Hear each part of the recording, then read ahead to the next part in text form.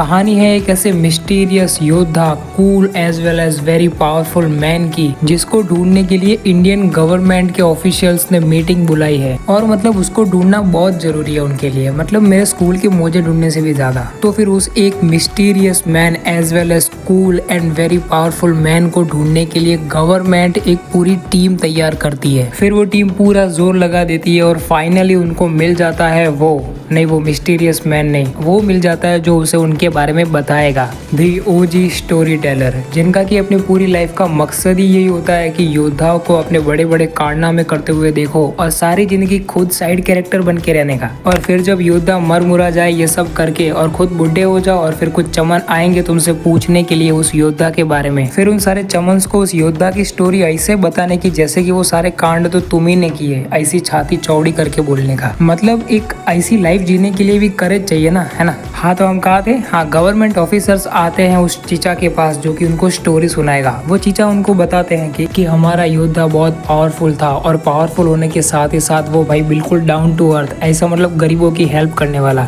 अब भले ही वो खुद भी गरीब ही क्यों ना हो, लेकिन वो फिर भी गरीबों की हेल्प करता था, पता नहीं कैसे। मतलब अब वही अमीरों की बूच मार के गरीबों को पैसा देना, मतलब वही। लेकिन अब इनके साथ भी यही सेम ट्रेजेडी हो जाती है और यहाँ पर उनके परिवार का कोई सदस्य ही उनको मार डालता है। और ये कहानी है देवरा की। क्या तुम केजीएफ की समझ रहे थे? अब ये मत बोलना कि बाहुबली की भी समझ रहे थे तुम। नहीं भाई, वो सब पुरानी मूवीज है, ये नई मूवी है जिसमें कि हमें एकदम फ्रेश कॉन्सेप्ट देखने को मिला है। झूठ बोलो, बार बार झूठ बोलो, जो भी बोल सकते हैं सब झूठ बोलो।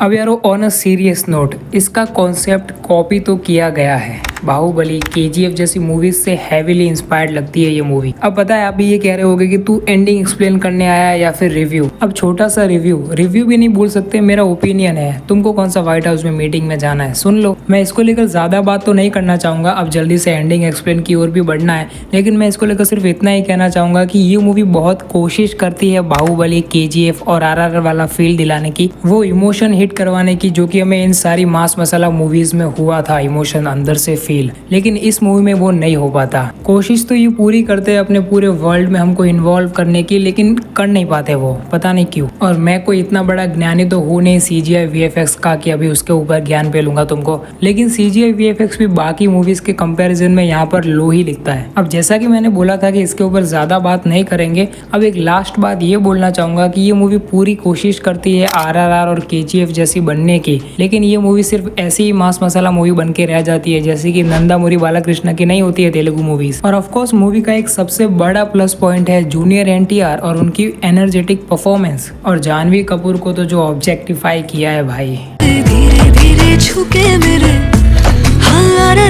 टिपिकल तेलुगु मूवी बन जाती है यार ये। अगर जूनियर एनटीआर ना होते तो इसको कोई भाव भी नहीं देता। अब पता है ऐसा नहीं बोलना चाहिए, लेकिन अब जो सच है वो सच है। अब चलो ये रिव्यूअर की आत्मा अपने अंदर से निकाल कर फिर से अब बढ़ते हैं अपने मेन धंधे पर, एंडिंग एक्सप्लेन पर। अब मूवी की स्टोरी ज्यादा कुछ एक्सप्लेन करने की जरूरत है नहीं, इसका वही सेम कॉन्सेप्ट है जो कि हमने पहले मूवीज में देख रखा है। लेकिन फिर भी अगर मैं आपको शॉर्ट में एक्सप्लेन करने की कोशिश करूँ तो मूवी स्टार्ट वहीं से लेती है जहाँ पर की गवर्नमेंट की मीटिंग हो रही है और एक टीम बनाई जाती है एकदम मिस्टीरियस मैन को ढूंढने के लिए, जो कि समंदर के जरिए हथियारों की और गोला बारूद की स्मगलिंग करवाता है, जिसका कि नाम होता है यति। और उसी यति को ढूंढते ढूंढते वो टीम पहुंच जाती है समुद्र किनारे और वहां पर उनको मिलते हैं प्रकाश राज, वही दी ओजी स्टोरी टेलर, जिनके की लाइफ का मकसद, हाँ चलो पता है तुमको। तो यहाँ पर प्रकाश राज के कैरेक्टर ने जो अपनी पूरी लाइफ में साइड कैरेक्टर बनकर जो कुछ भी एक्सपीरियंस किया है वो एक्सपीरियंस अपना शेयर करते हैं इन गवर्नमेंट ऑफिसर्स के साथ और सुनाते हैं उन्हें स्टोरी देवरा की।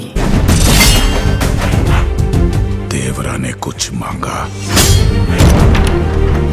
समझो कह दिया। और यहाँ पर वर्ल्ड बिल्डअप के नाम पर हमें प्रकाश राज के मुंह से ये बुलवा दिया है कि यहाँ पर ये जो सामने पहाड़ दिख रहा है ना, वहाँ पर 4 गांव हुआ करते थे काफी सालों पहले। और उन चारों गांव का इतिहास कुछ इस प्रकार है कि समुद्र के रास्ते से आने वाली जितनी भी मुसीबतें हैं, यानी कि जितने भी दुश्मन हैं, उन सभी से उन चारों गाँव के योद्धा मिलकर लड़ते थे और भारत देश की रक्षा करते थे। तो ये महान काम करते थे इनके पूर्वज, और इनके पूर्वज ब्रिटिशर्स से भी लड़ चुके हैं। और जब ब्रिटिशर्स इंडिया छोड़कर गए तो इनके पास करने को कुछ काम नहीं बचा तो इनकी आने वाली पीढ़ियां बन गई स्मगलर्स। हाँ मतलब अभी लास्ट ऑप्शन ही वही था ना। अब समुद्र में मछलियां कौन ही पकड़ता है, समुद्र तो होता ही है स्मगलिंग के लिए। क्या जोक मारा भाई।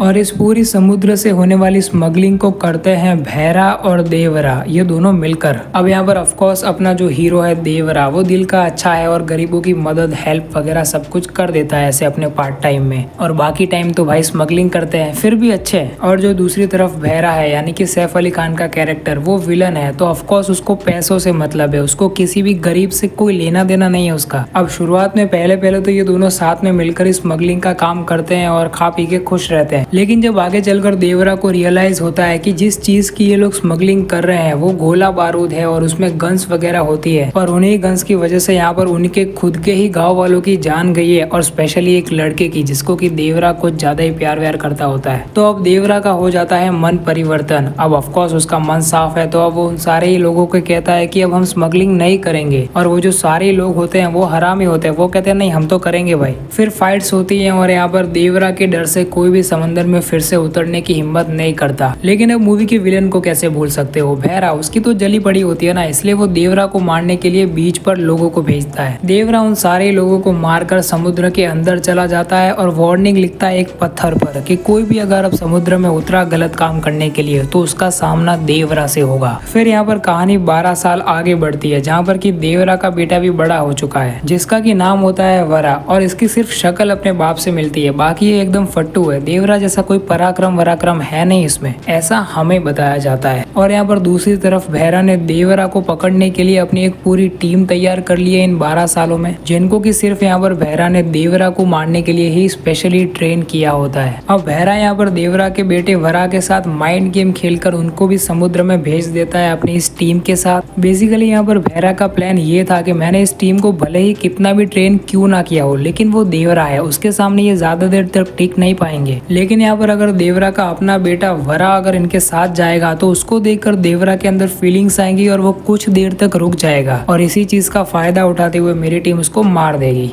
Good plan, very good plan. लेकिन राइटर्स को ये कहाँ मंजूर है भैरा भाई, तुम्हारा कटने वाला है। और यहीं पर आता है मूवी का एक सबसे बड़ा ट्विस्ट। हमें बताया जाता है कि देवरा तो काफी सालों पहले यानी कि 12 साल पहले ही मर चुका है, और समुद्र में ये जो डर का माहौल है ये देवरा की वजह से नहीं बल्कि उसके बेटे वरा की वजह से है। अब ये ट्विस्ट था तो अच्छा, लेकिन अगर मेरे हिसाब से, अगर मेरा पर्सनल ओपिनियन की बात करो तो अगर junior NTR versus junior NTR हमें दिखाते तो ज्यादा अच्छा होता। अब इसके बारे में आपका क्या ओपिनियन है मुझे कमेंट्स में लिख के जरूर से बताना। लेकिन हाँ, एक और ट्विस्ट हमारे मुंह पर ऐसे फेंक के मारा जाता है और हमें बताया जाता है कि देवरा को मारने वाला और कोई नहीं बल्कि उसका बेटा वरा ही है। अब ये क्या बात हुई, ये तो वही बात हो गई कि कटप्पा ने बाहुबली को क्यों मारा। ये सवाल जैसे दिमाग में घूम रहा था सबके, अब ये भी घूमेगा कि यहाँ पर देवरा के बेटे वरा ने देवरा को क्यों मारा। नहीं होता भाई, बार बार ये फॉर्मूला नहीं चलता। वैसे तुमको क्या लगता है कि अपने बेटे के हाथों जो फुद्दू मौत मरा है देवरा, वो जस्टिफाइड था? अब मतलब सॉरी, अब तुमको क्या लगता है कि उसके खुद के ही बेटे ने क्यों मारा होगा उसको? मुझे पता है क्यों मारा होगा, क्योंकि मेकर्स को पार्ट 2 बनाना था।